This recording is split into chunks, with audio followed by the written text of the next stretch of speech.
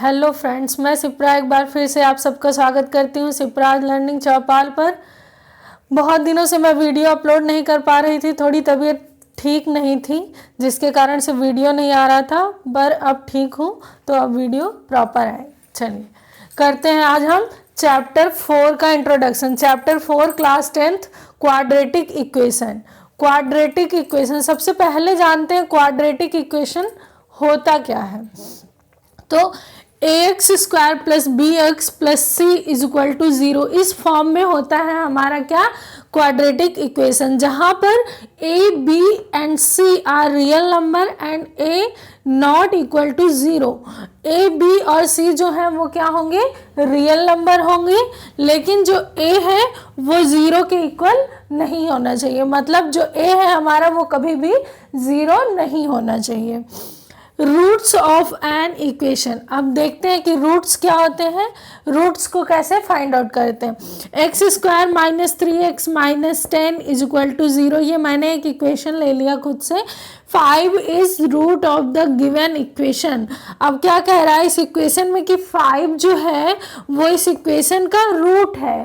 तो कैसे हमें पता चलेगा कि 5 इस इक्वेशन का रूट है, कैसे पता चलेगा, value of x that satisfy the equation. जब जो वैल्यू हमें दी गई है वो इक्वेशन को सेटिस्फाई कर देगी तब वो क्या हो जाएगी, रूट हो जाएगा इसका। जैसे x square minus 3x minus 10 is equal to क्या है 0। 5 इसका रूट है तो 5 हम पुट करते हैं कहाँ पर, x की जगह पे। 3 into 5 minus 10 is equal to 0। 5 5 जा 25 minus 3 5 जा 15 minus 10 is equal to 0। 25 minus 25 is equal to 0। 0 is equal to 0, क्या आ गया, 0 इक्वल के 0 आ गया। मीन्स ये 5 जो है वो रूट है किसका, x square minus 3x minus 10 का, क्योंकि सॉल्व करने पे क्या आ गया, 0 आ गया। तो ये 5 जो है ये सेटिस्फाई कर रहा है इस इक्वेशन को, दैट मीन्स ये रूट है इसका।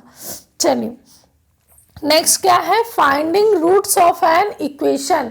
यहाँ तो हमें रूट दे रखा था, सिर्फ इतना बताना था कि सेटिस्फाई कर रहा है या नहीं।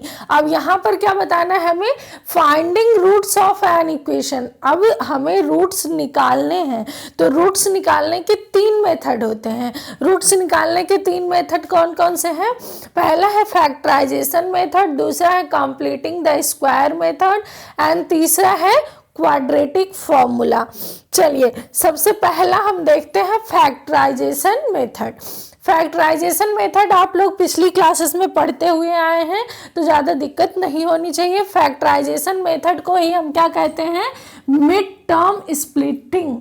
मिड टर्म स्प्लिटिंग कैसे सॉल्व करते हैं इसको, हमारा 9 यहाँ है, यहाँ 2, 9 2 जा 18, 18 हो गया, 18 का स्क्वायर निकालो, 2 9 जा 18, 3 3 जा 9, 3 1 जा 3।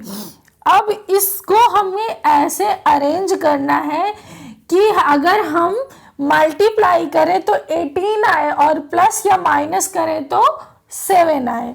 मल्टीप्लाई करने पे 18 प्लस या माइनस करने पे 7। देखिए 9 2 जा 18 हो रहा है, अगर 9 इंटू 2 करें तो 18 हो जाएगा और 9 माइनस 2 करें तो हमारे पास मिड टर्म आ रही है 7। तो चलिए इसी तरह से हम सॉल्व करते हैं इसको।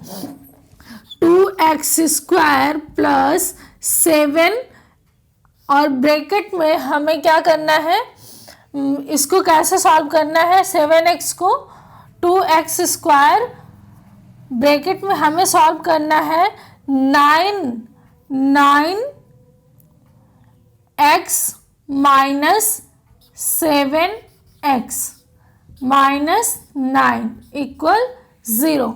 हमें 9 माइनस 7 ब्रैकेट में रखा हमने, क्योंकि क्या लिया था हमने, दो वैल्यू कौन सी ली थी, एक 9 लिया था और एक 2 लिया था। तो हमने बीच में माइनस का साइन क्यों लगाया, सॉरी यहाँ 2 होगा, मैंने बीच में माइनस का साइन क्यों लगाया, क्योंकि जो लास्ट में साइन होता है यही साइन बीच में आ जाता है।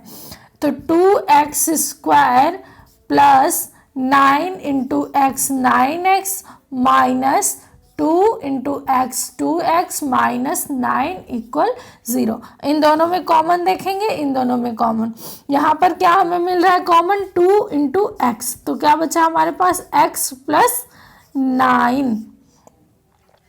और यहाँ पर क्या हमें कॉमन मिल रहा है, कुछ नहीं मिला कॉमन, सॉरी 2 नहीं मिल रहा था हमें, सिर्फ x मिल रहा था, तो क्या बचा हमारे पास 2x प्लस 9। अब यहाँ पर हमें क्या कॉमन मिल रहा है, माइनस का 1, तो क्या बच जाएगा 2x प्लस 9 इक्वल 0।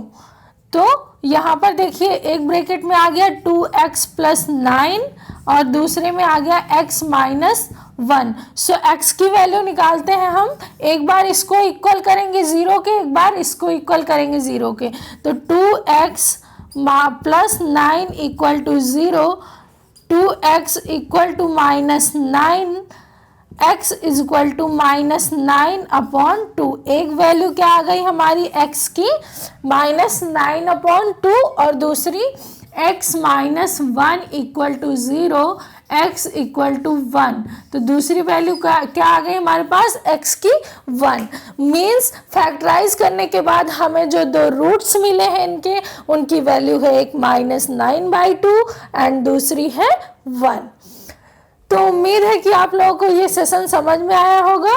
मिलते हैं नेक्स्ट क्लास में एक नए क्या, ये कंप्लीटिंग द स्क्वायर मेथड को करेंगे। उसमें नेक्स्ट क्लास में हम क्या करने वाले हैं, completing the square method. Okay, तब तक अपना ख्याल रखिए, बाय।